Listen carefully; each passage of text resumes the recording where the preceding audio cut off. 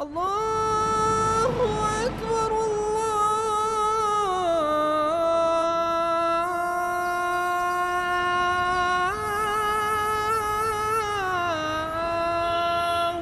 Akbar.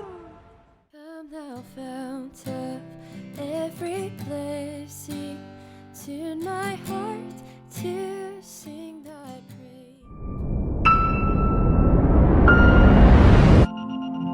The way that we bow down and follow certain things that are being said to us without questioning them is a strategy for some people that are in control, a weakness for others. If you're told something is right and you don't question that if it's right or not, how much can they get away with if there's money involved or if there's an agenda involved? If you're following a faith, you need to ask yourself, why am I following it? I mean, is there a purpose?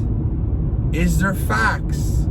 Are you following it because it makes sense to you? Question yourself. If you're Christian, are you Christian because your mom and dad are Christian? And that is the majority of the cases.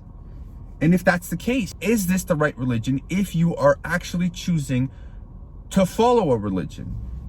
If I want to believe in God, I should follow the most authentic form.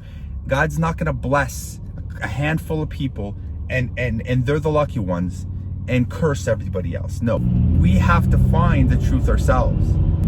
But don't sit there and talk about your faith if you have zero understanding of it.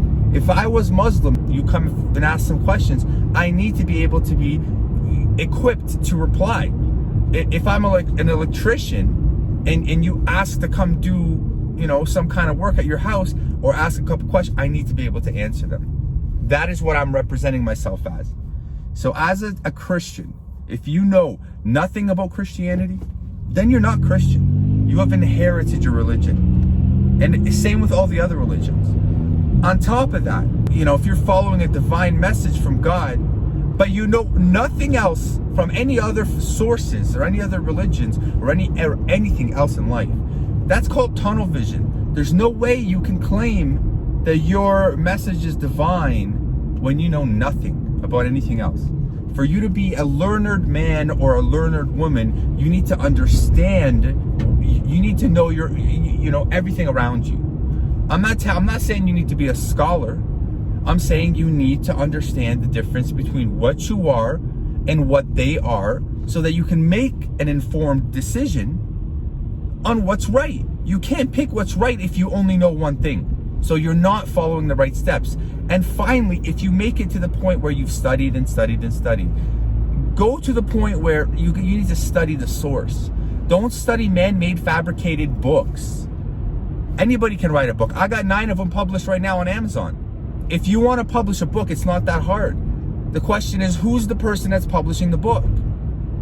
Are they credible? Where are they getting their information from? I can post an article on Google right now and millions of people will read it and they'll think that it's coming from this cloud of Google. It's coming from a normal person. Opinionated information is not factual. So what we need to do is understand where the source of your information is coming from.